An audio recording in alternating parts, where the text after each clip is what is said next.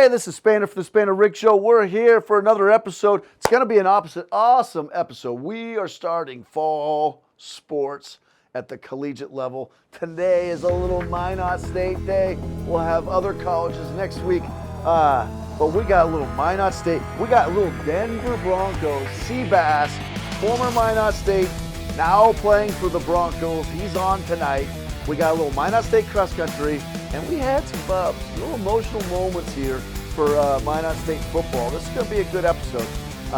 And don't forget, website launching today, sportswithspaner.com. Make sure you hit it. Here we go.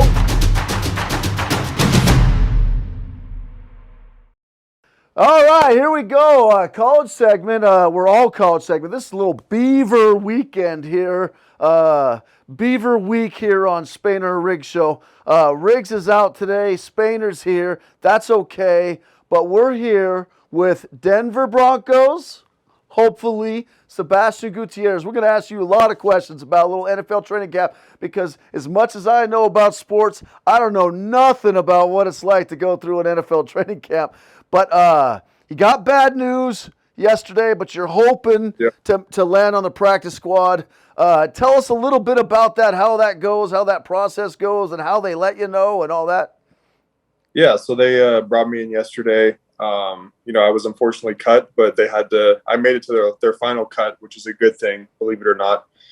They brought it down they cut 27 guys, and I was unfortunately one of them. However, the practice squad opportunity for the Broncos is still open. As of right now, I'm in the waiver wire, and there's a possibility I could be somewhere else later this week or shortly in the future. But as of right now, I'm just waiting to hear what's going to happen. That's crazy. So I got so much in my head I want to ask. I mean, it's pretty awesome. Let's start. Let's first let's explain the whole situation to people. Everyone cut approximately 27 guys today, correct? Today and yesterday, and the practice squads have been expanded to 21 players, right? 16. 16. Oof, I was wrong there. That's okay. So you got to be kind of in the top half of those of that group, basically, right? So maybe a little under that. But let's get down to business. First, most awesome question. I could care less if it's preseason or a real game. How awesome was it to run out of the tunnel and then play in a game? Oh, it was an unreal experience. I mean, just coming out of the locker room, you're walking down the tunnel, the music's blaring. You got 60, 70,000 people in the stands. And I mean, you're just out there like you and your guys, like you're about to go play a football game. Like football's football, and that's kind of what the mindset I had. Obviously at mine, I'd never played in front of 60, 70,000 people before. And I thought that was going to be a lot tougher than it actually was. But when I got out there, it just, shut all the noise out. And, I went and had fun. And that's really what happened all three games. So you went out there and you guys beat down my Cowboys in that preseason game. But I did watch it like 3 or 4 times. It looked like you played really, really well. I'm not a pro football focused guy. I mean, tell me what you thought about that first game. I thought I did some good things. I was just happy for the opportunity to play in that game. Being an undrafted guy, especially D2 guy, it takes a lot of trust. The coach has to trust you a lot to put you in a game, regardless of preseason. I talked to a lot of the guys I played with, and a lot of them didn't even get to play even in a preseason until their second, third, even maybe fourth year. So. It was truly a blessing just to be out there, and playing wise, I think I did pretty well overall. Obviously we had our talk in the meeting room, and obviously there's a lot of things to be improved upon, but overall, I think I did pretty well. So, and I'll touch on that just a little bit. And obviously I've never gone through it, but a hobby of mine, some people know, many do not, is the NFL draft. I've been following the NFL draft since back into the 80s. I got really serious about following it in the 90s, and I rattled off to you a lot of the rounds all the old Cowboys were drafted, but I watch all the preseason games, and I used to look at all the box scores for the preseason games and whatnot. when I was a kid, and it's interesting because I would get annoyed when I'd read about a guy the Cowboys signed, and I always watched for the undrafted signs after the draft, and I'm like, I Mhm. look at their highlights, and then a guy doesn't get in any preseason games. And I'm like, Yeah. oh my gosh, why I just wanted to see him play, and he didn't get in.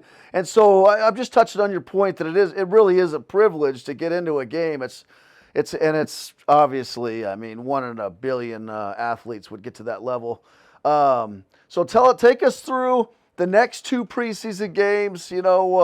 Maybe a mistake you'd like to have back, and maybe something a highlight that you'll tell your kids. Yeah. So going to the next game, we went to Buffalo. First of all, the travel experience was awesome. They provide all the food you could ever need. It was a nice plane, and everything was awesome. The hotel was great. The services that they offered were awesome. But going into that game, I knew it was going to be a tougher matchup than the week before, because I was going to go against a little more of a veteran defensive line out there. And I wanted a few plays back in that game. I definitely could have been more physical and a little better with my technique, especially anchoring down on a bull rush, or just not giving up so much ground in the pass game. But overall, to have the opportunity to go against a veteran player like that, and not allow a sack was awesome. I mean, it was a very teachable moment. It was a learning experience, and it was definitely good to be a part of early in my career. The next game, so for the Vikings, I watched a lot of film and scouted and kind of knew what they were going to do coming in. I anticipated the twists and like the line games they were going to give us, or they were going to show us on the defensive side, and that helps me be more ready and prepared for everything they were going to throw at us. And I felt like that was one of my better, or probably the best game I played, because I did actually get the whole half of football during that. So I got the third and fourth quarter, which was awesome. And I think I put a lot of good things on tape there, and I know my coaches were pretty happy with what I did that game, and I kind of just left it all out there because I didn't know what the future was going to hold from then on. So that's kind of fortuitous, because the Vikings are kind of the team that discovered you, and then you get to play them in the Right. preseason, almost like 2 swings of the bat in the same game. They probably seriously taken notes on that at that time as well. So I got two questions. I'll ask them both at the same time, and then you can take your time answering each one, because I think everyone would like to hear this. A, how fast is it out there on the field? Yeah. So the speed is definitely different from what I had seen before and playing in college and whatnot. Um, I would just say that the athletes that you go against, they're the top tier athletes that, in the entire world. They got, and it comes down to even more than that. Like, it's their measurables too, like their arm length, how quickly they get off the ball, all this kind of stuff. The speed was definitely an adjustment that I had to make coming into the league, but after OTAs and then the first couple of weeks of fall camp, I started to settle in a little bit. I just realized that I got to just let loose and play fast and do everything that I could do to win my reps.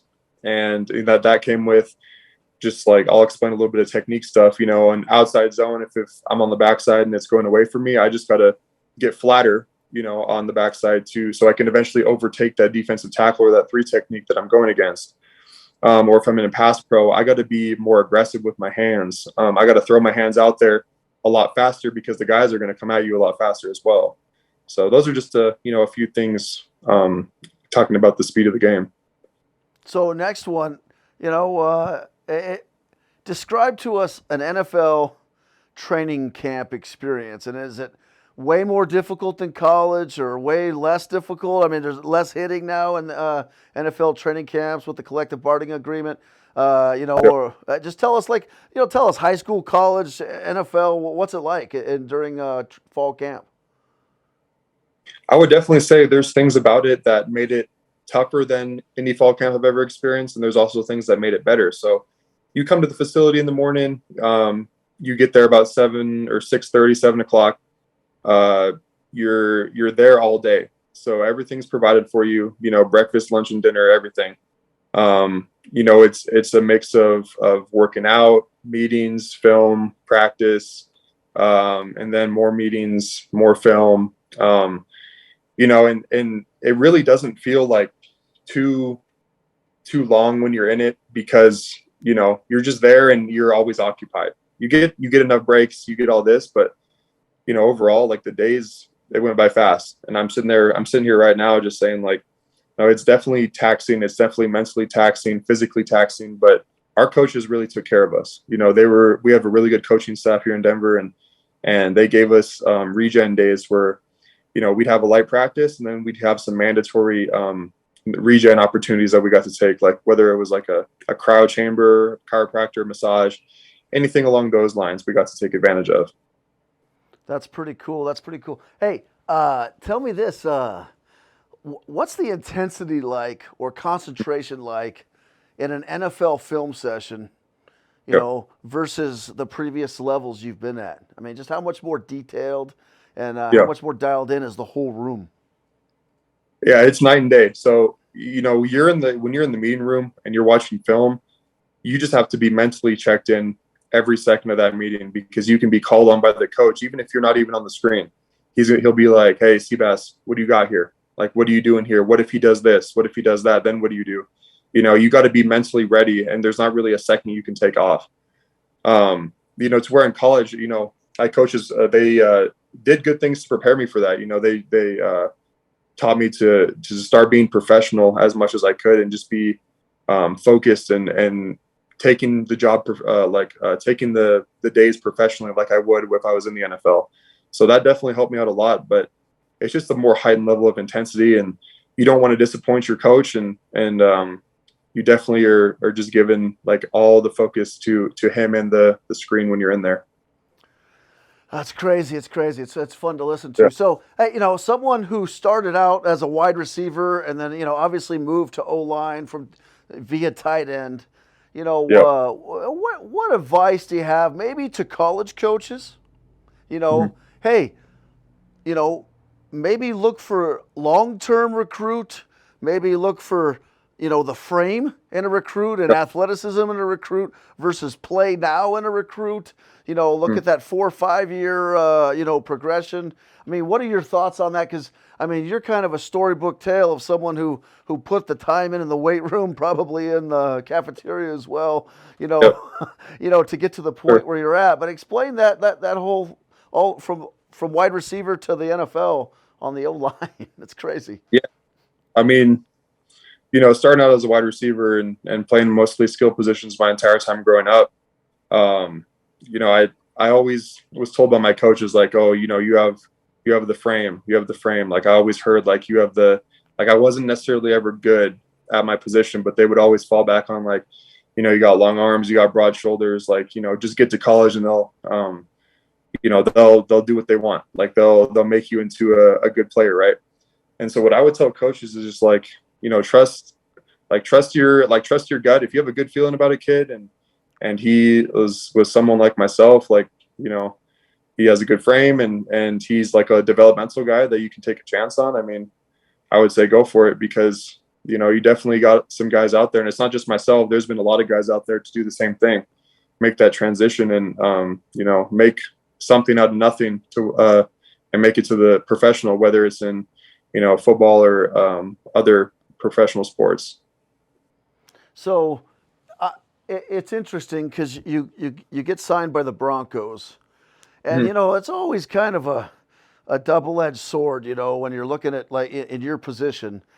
Yeah. And I've argued with my brothers and whatnot prior to the Russell Wilson trade. I'm like, man, the Broncos have like the best roster in the NFL. If they had a Yeah. quarterback, I think they should make a move for Aaron Rodgers, and then inevitably they make a move for Russell Wilson. You know, uh, you know, is it awesome to be in a room like that? And tell me, what's the feeling in Denver? I mean, are they looking at Super Bowl or bust? I really believe with Patrick Surtain and these guys, they've built Mhm. this roster. And last year, they traded Von Miller and they had that rookie there at the edge rusher, and I Mhm. thought that dude was a dude. coming around the rest of the season. Just tell me a little bit about all that. What's your thoughts in the room in Denver? Yeah, the feeling is Super Bowl, all the way. Like it's, all the guys are really bought in. And then I've even had a few opportunities to talk to Russell Wilson and, hear him talk to other guys, and just his leadership is just unmatched. You bring a guy in like that and you're expecting a lot of big things out of him, and he's delivered so far. So he's a heck of a leader, and, a great guy. And, just being in the O-line room, those guys, they want perfection. Like they're true professionals and they're true students of the game. They, do everything extra to, make sure they have the best advantage when we're going out on that field. And even though they didn't play in preseason, they were still in there watching film just as much as we were, like the guys that were going to play. So everybody's held to a higher standard is what I'm trying to get at. It's they know what they have here, and they know the type of guys they have, and that's a Super Bowl roster. Like they got a extremely talented defense, and on offense we have a lot of weapons. So tough loss at wide receiver, but I firmly believe you guys have a wide receiver crew that's good enough to make a deep run. And then you have that new young guy. I lost his name in my head, but let's say it again. Montreal Washington. Yeah, I like that guy. And then is it Javonte at running back there? What's his name? Yep, Javonte. Now that guy's a dude. So explain to me what it's like blocking for that guy, and how far could he carry him? Is he a bell cow?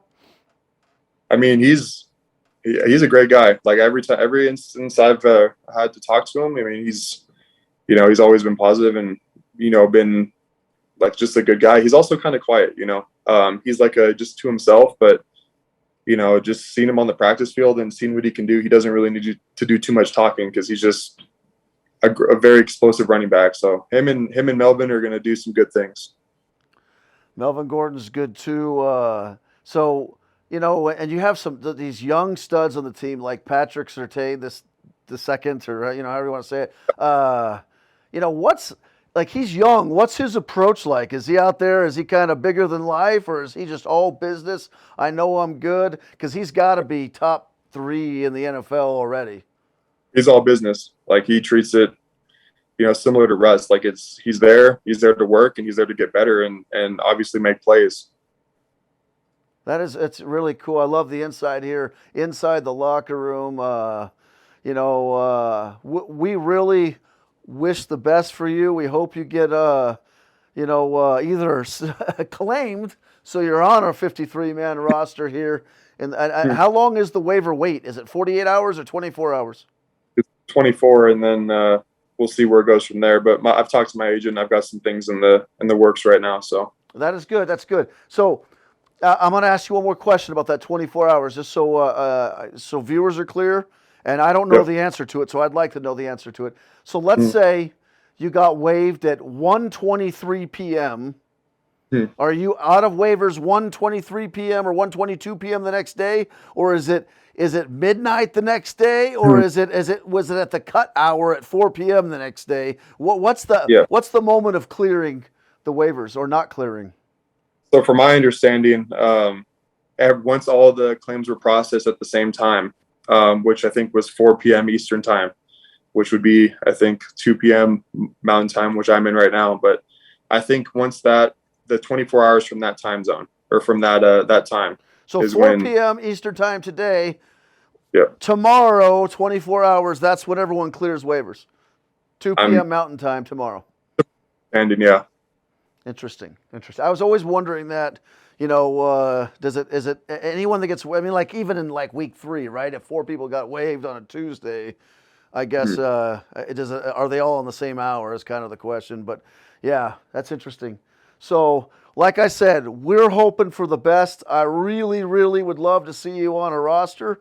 Honestly, whatever you're hoping for, Denver or somewhere else, we're hoping for the same thing. It'd be nice to be on that practice squad, because they very well may get a Super Bowl ring, and everyone gets one, right? Everyone gets one.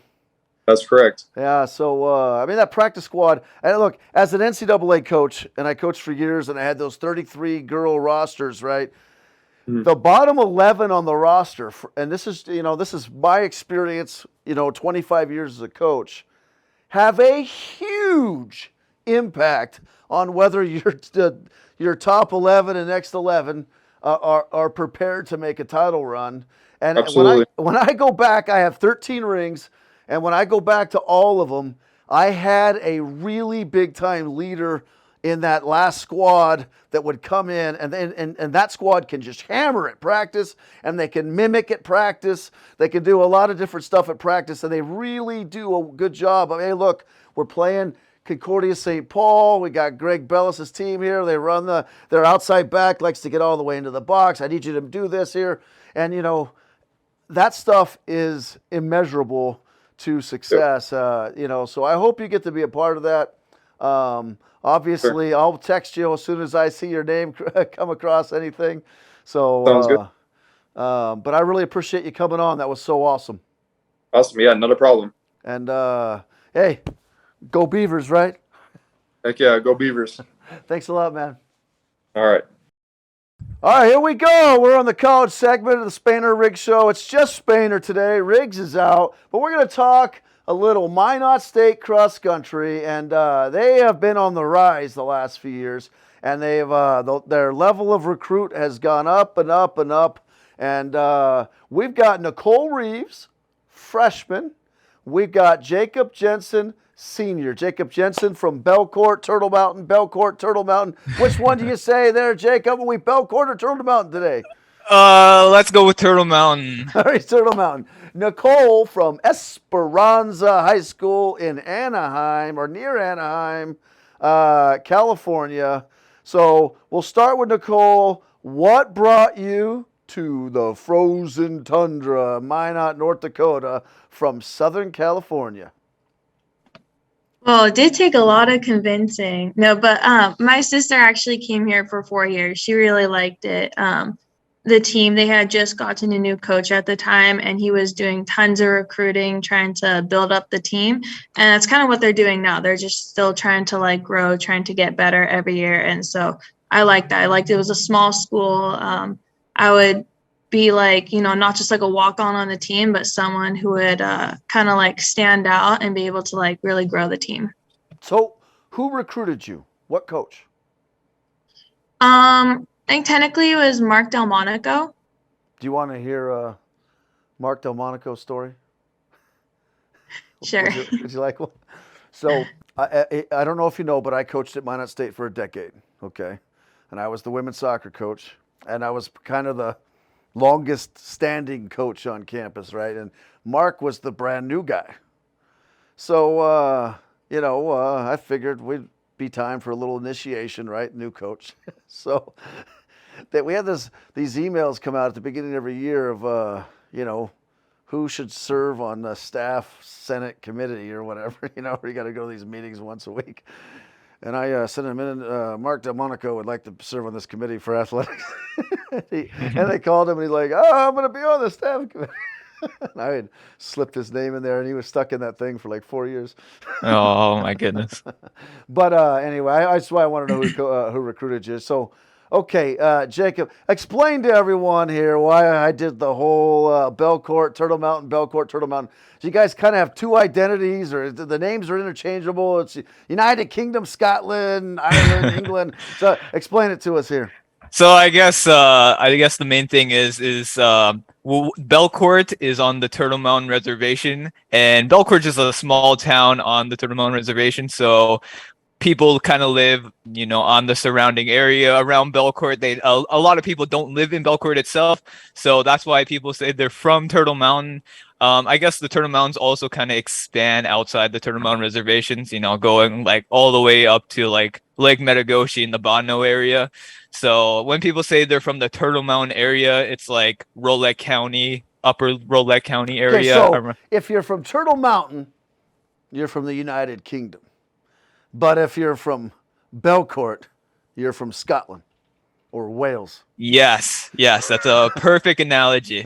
But I'm from the Turtle Mountain Community High School, which is located in Belcourt.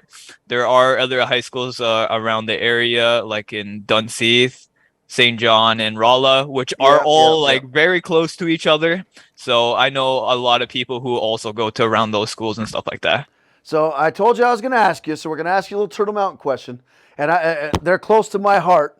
I told you that I helped them get started with girls soccer. I went up there and gave you guys a soccer camp back in the day when you guys' first season. I was actually on the sideline with y'all when they scored their first ever goal. So I remember that. I have one of my friends actually scored that goal, and yeah, she was like, I don't want to do I think I forgot what she was doing, like center or something like that, or attacker, and then yeah. coach switched her in, and then she scored like in the first, like, I don't know, 8 seconds or something like that.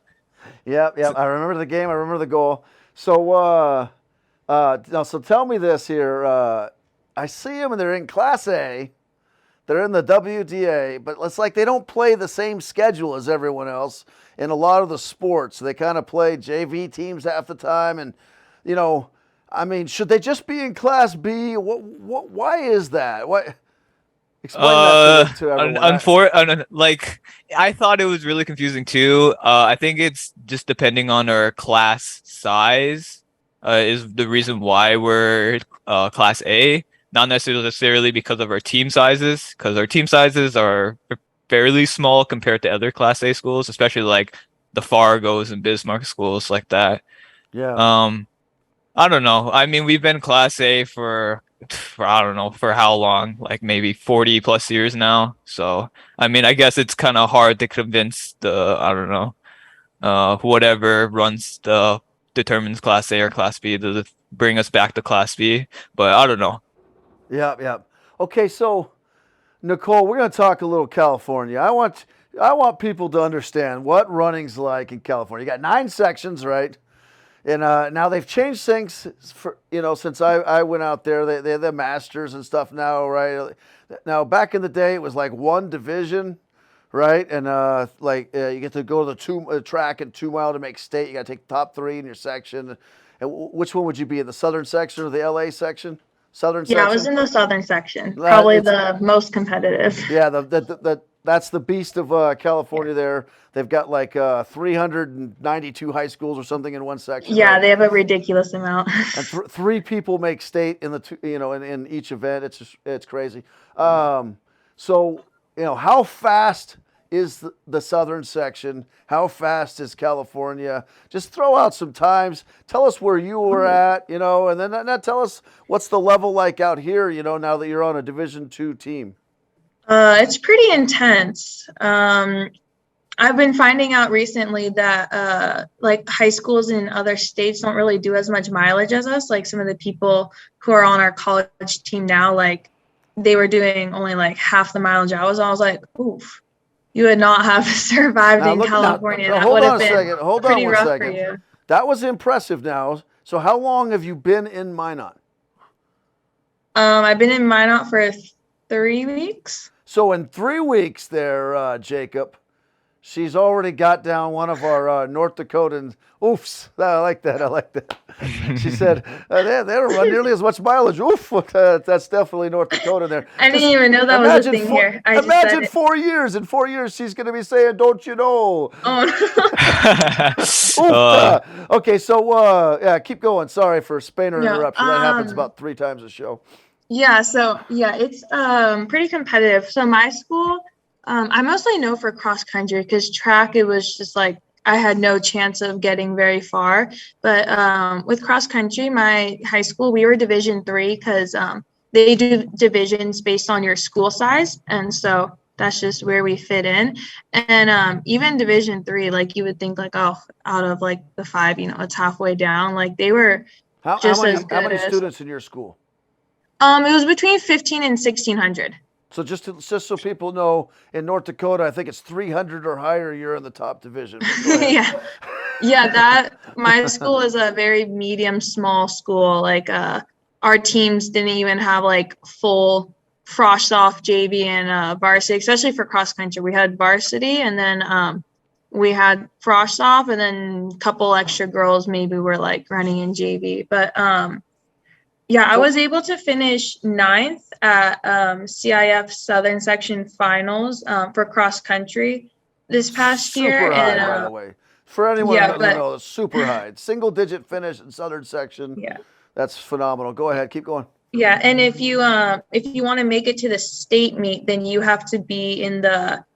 It's a little confusing. You have to be in the top 20 overall for individuals, but you have to be like the top 5 for someone whose team isn't going on. So like my team overall finished like 14th or something. So the rest of the team was not going on. And so I had to not only be like top 20 overall, but like top 5 out of like individuals.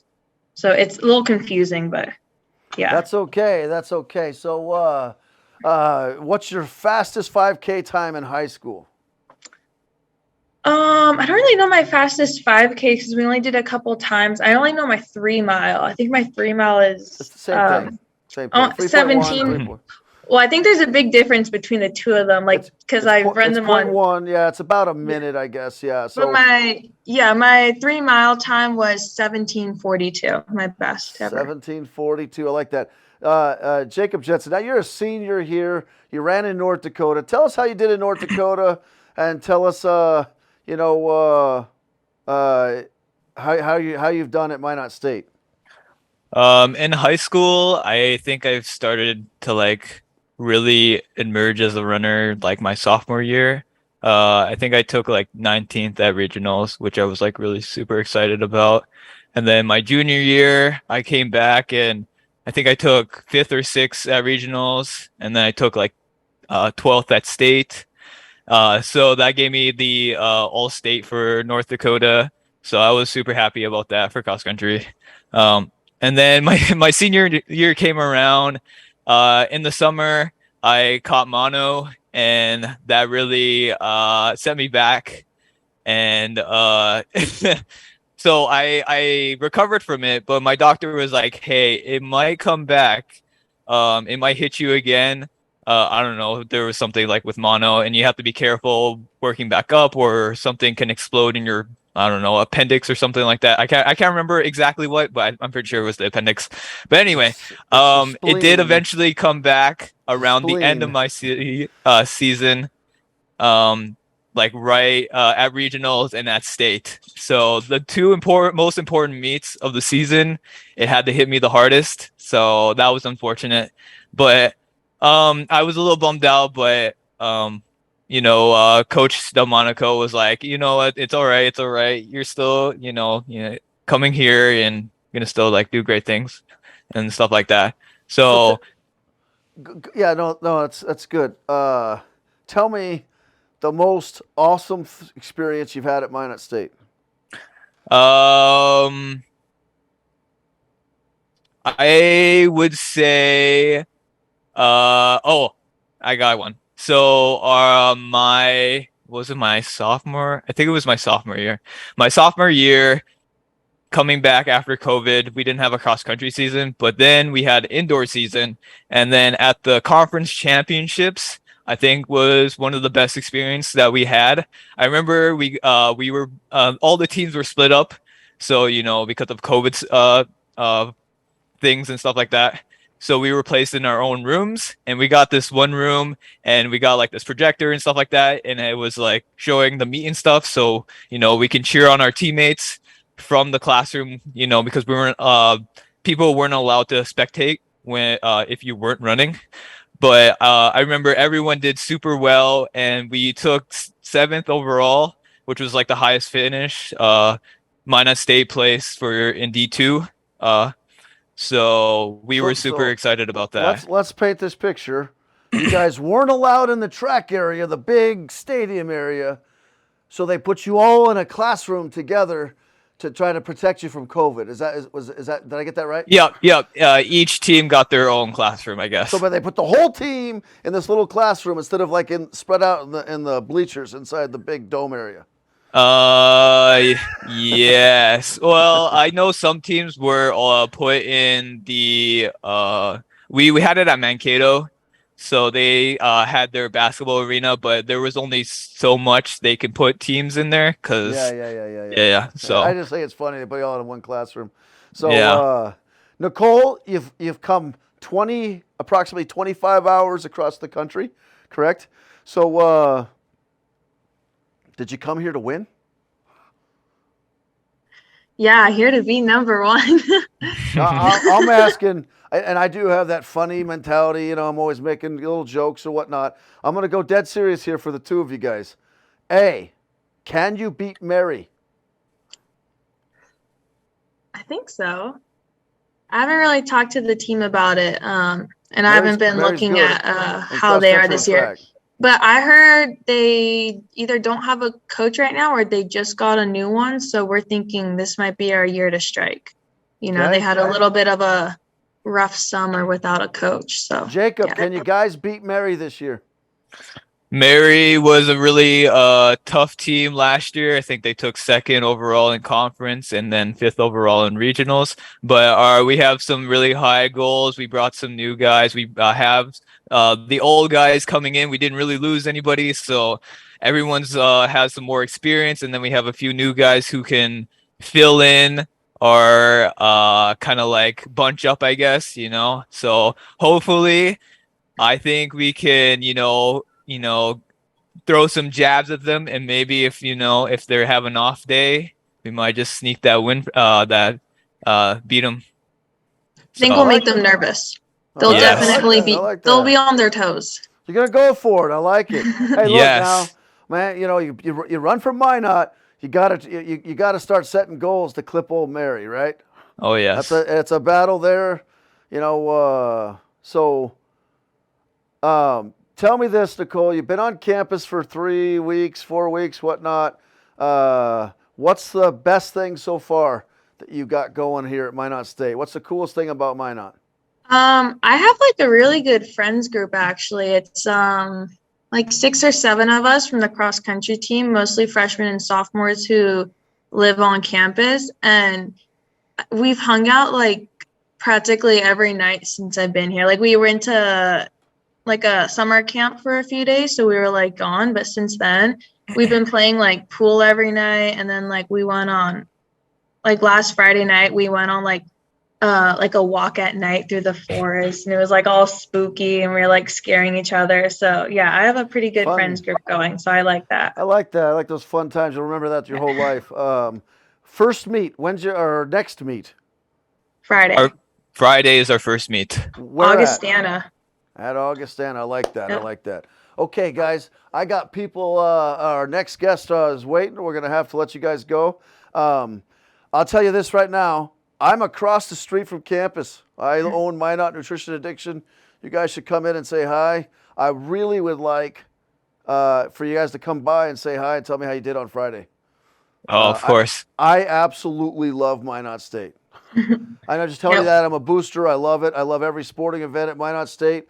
I love track and cross country. Most people don't know that. If you follow my high school show, which you probably don't because you're not in high school, I did like a ton of track interviews, and I'll be doing cross country interviews as well. It's just the most pure sport. So I would love to hear about it. Come by and see me. We'll let you know. Might be there this Saturday. Get a little recovery smoothie. Oh, yes. There you go. And I'll be in there, and then I'll go to the football game on Saturday afterwards. So come see me before the football game. And we do have recovery drinks, by the way. Nice. So sounds good. Boom. Oh, here we go. Spainer Riggs. We're no Riggs today, but that's okay. We're going college segment here, and we've got the big bad Minot State Beavers. And I do emphasize the big bad Minot State Beavers. Everyone knows that Spainer's been calling this is the year where they take the next step. I've got 2 guys on right now, both from Minot High, both studs, both starters, and they're going to tell me if Spainer's right or if Spainer's wrong. And then they'll retell me with their actions whether Spainer was right or Spainer was wrong. Peyton Lamore, Logan Kruger. Now, Kruger, that's a great name for a defensive end. And you probably know the great Kruger name right there at University of Utah, right? All those guys that went to the NFL. Are you going to follow suit and have an All-American defensive end season like the Krugers of past, playing for Kyle Whittingham over there at Utah?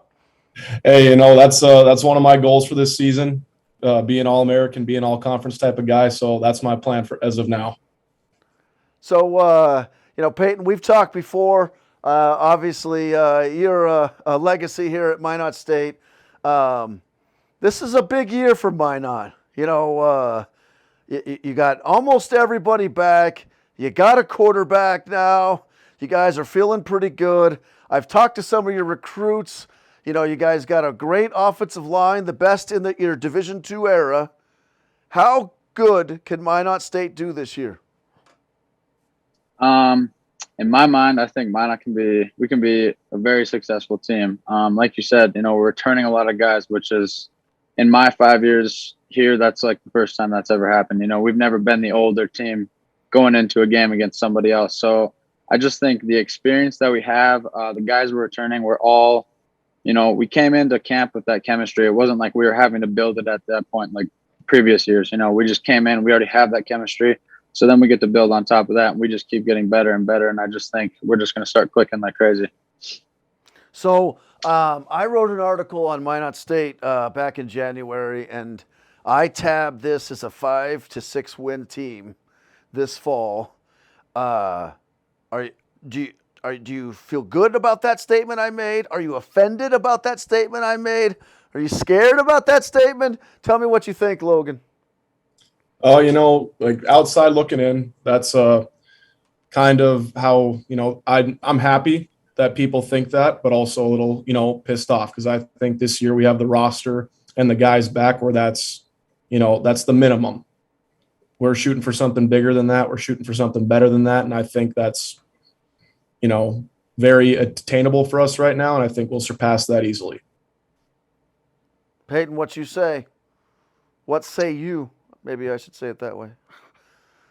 I would have to agree with Logan. I would say that, we can't go into this shooting for 10 wins. You know what I mean? Like I just think that's unrealistic at that point. I think if we get to 5 with 3 or 4 games left, I think we got a great chance to win 7 or 8.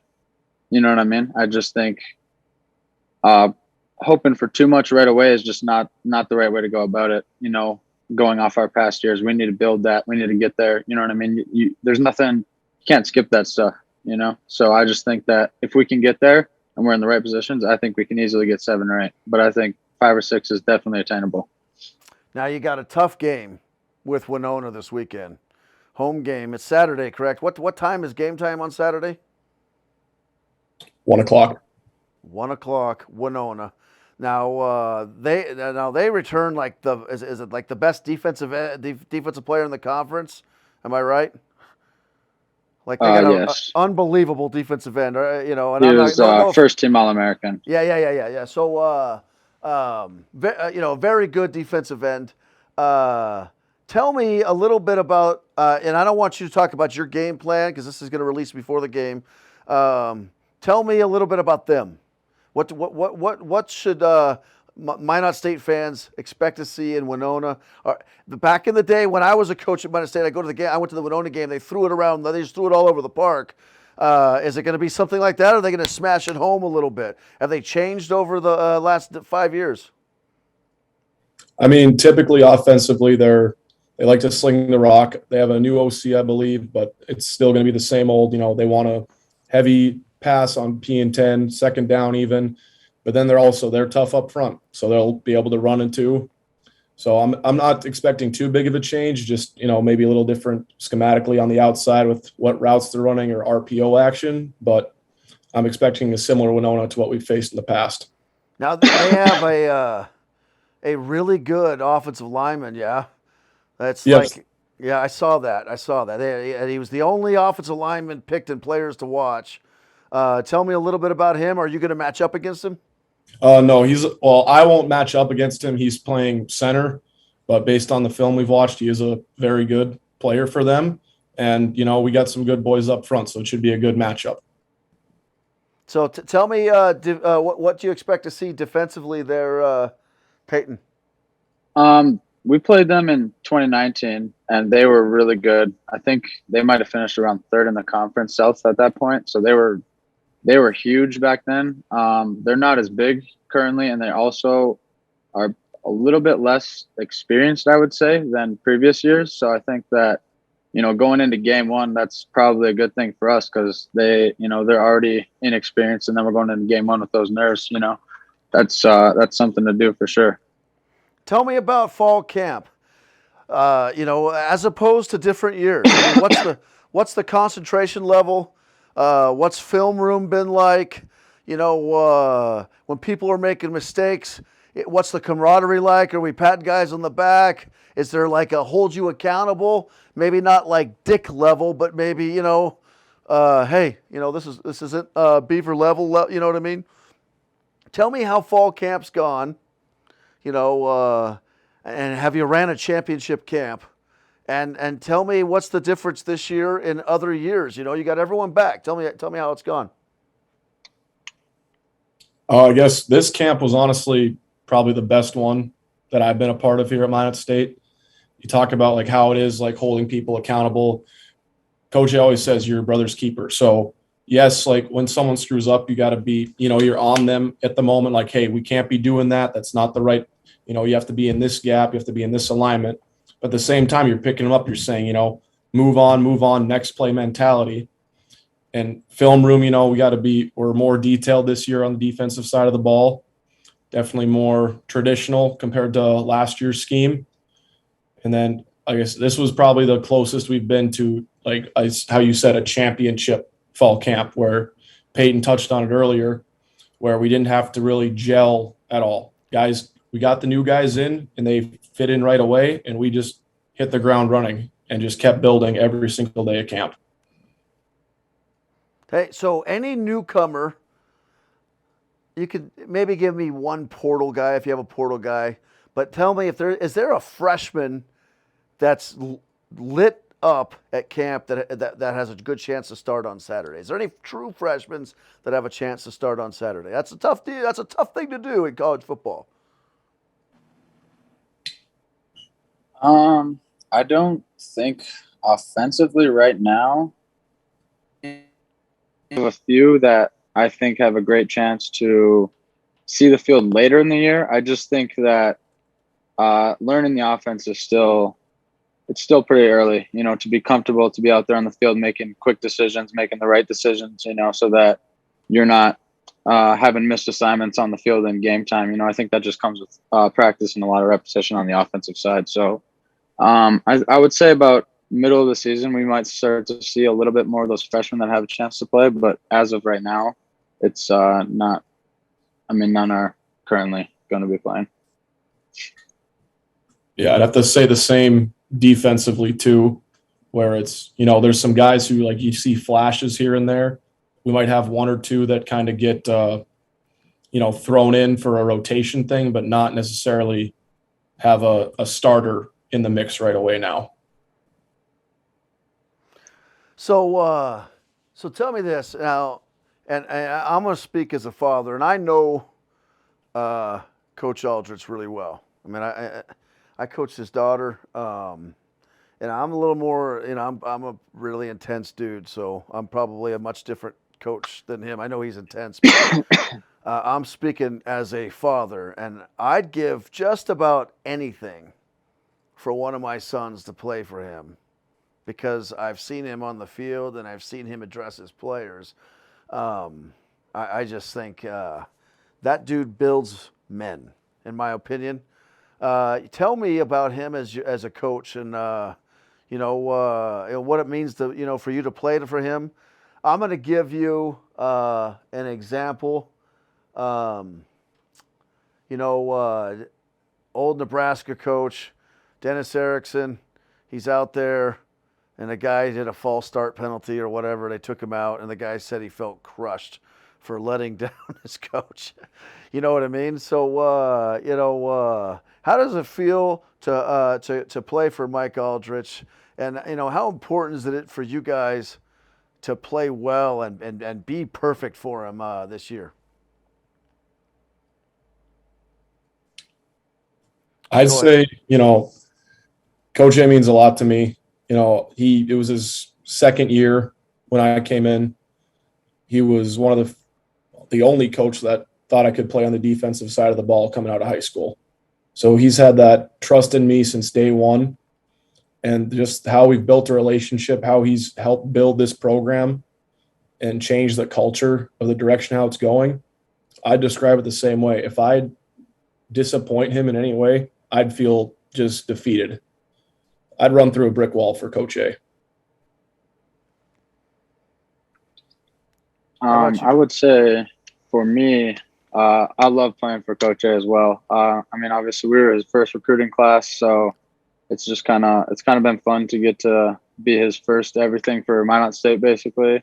And then like you said, disappointing him. I have an example. Last year, obviously at the beginning of the year, we had a pretty rough start, had a lot of crazy injuries right away, so that wasn't helping us out. But we were playing Mankato at home, and I was in for kick return, and I accidentally had kneed the ball on the 1 yard line. And I mean, it was just, I thought I was in the end zone. It wasn't a great play by me. Coach A absolutely, ripped into me coming to the sidelines. And the way I felt was just ridiculous. But I mean, after the fact, once we got into the locker room, he came up to me, he talked to me, we talked it out. He said, obviously it's not to hurt you. I'm here to help you, obviously as your coach, that's his job, and I understand that. So, even the fact that he was willing to, come out his way after a big, like we just got beat pretty bad, and still come, make sure that I'm okay with what happened and, just being there for me. I think that was a huge tell to me that how great of a person he is. That's good to hear. That's good to hear. So you guys open with Winona. Have you guys looked at your whole schedule, or right now is your whole schedule Winona? It's definitely just Winona right now. We talk about going 1-0 every week. So, focus on Winona. After that, move on to the next. So tell everyone, what's your experience at Minot State been like? Campus community, athletics, I mean, would you make a different decision, or are you really, really happy that you chose Minot State? I think Minot is, I mean, I've had a lot of fun. It's kind of weird because I get the experience to have all of my high school friends, but I also get my college friends. So it constantly feels like there's always something I could be doing, whether that's going to the lake in the summers with my high school friends that have cabins around here, and even taking a lot of my college friends with, just giving them that experience. A lot of the guys from, Arizona and California, they experience the ocean, but they don't go to the lake. So going to the lake for them is a great experience, and just showing those guys what North Dakota life is really like has just been a lot of fun for me. No, yeah, I'd agree with Peyton. I wouldn't change a thing. Minot State, Minot's my home. I was able to do 2 sports here for a number of years, which was a awesome experience. And then, just being able to represent my community, I always get, texts or calls from former coaches, friends, family was a big thing for me, where, my parents are at every game, aunts, uncles, cousins, sister, her family. Like, that was a big thing, was to have that family atmosphere still close while getting the college experience at Minot State. So yeah, I wouldn't change a thing about it. So you guys both play in that game against Fargo Davies in the state championship, right? West Fargo. West Fargo, sorry. Yeah. Okay, so West Fargo, Minot kind of took a dip after you guys have graduated, right? Obviously, Minot High, but I was at the game on Friday night. I don't know if you guys were in attendance for the Minot High game. I mean, what did you think? I mean, 28-0 over St. Mary's. I know they moved up. St. Mary's is one of the best coached teams in North Dakota. Minot, are they on their way up here? Can they make a run this year? Well, in the summers I coach at Minot High School in the weight room. I've been an assistant there for the past 2 years. And, they have some great kids. Jaden Sparrow's a heck of a quarterback. They're very well coached with Hendershot and the supporting staff. I could list them all off. They're still the coaches we had for the most part. They're more talented than before, and I think they have a good shot of improving off of last year. And it's just, go 1-0 every week. That's all. That's the advice I can give them, is go 1-0 every week. Yeah, that was a heck of a play. They're up 14-0. It's kind of precarious because St. Mary's dropped 2 touchdown passes in the first half. And then they went backwards for a bit there, in the second half. They got to the 30 for that punt, which was big, right? And in the next drive, it was 3rd and 15, and they kind of slid back again, but Sparrow makes that big time throw on third down, and it's like it broke St. Mary's back. It seemed like, a lot of resilience in that Minot team. I picked him on my picks last week. I kind of got beat down by the community a little bit. People emailing in and commented in, but I stand by it. They won. I went 4-0 my picks, so I was pretty happy with that. I'm excited. I will be at the game on Saturday. I won't corner you guys for a Spainer interview. That's but I will be there, and I look forward to some hitting. I want to see a team flying down that field and smashing on guys, win or lose. Just want you guys to leave it on the field, and I really appreciate you guys coming on. I hope we pack the house, and I hope we send those Warriors on a long, long bus journey home with a loss. What say you guys? You want to send them home with a loss? You don't have to answer that. We don't need any bulletin board material for those guys, but good luck on Saturday, guys. Hey, thank you very much for having us. Appreciate it. Thanks for coming on, man. And Thank you. Nice to see some magician/beavers. Hey, that was another great episode here on Spainer and Riggs. No Riggs today. He's on vacation. He got all that time there. But that's okay. I'm here. We had a great episode, a little Minot State episode. We talked about that. Denver Broncos, Sebastian on the show tonight. This week, look for me. I'll be in Grand Forks this week. Still haven't decided which football game I'm going to, but I'm leaning maybe Shiloh, maybe Watford, maybe Thompson. Haven't decided yet, but got some games in my head. I'll be at Minot State home opener for football on Saturday. It's going to be a great week coming up. Look for Spainer's picks. I picked almost every game coming out this week for all the sports on the new website, sportswithspainer.com. Make sure you take a look. And here we go, brought to you by the Dakota Network.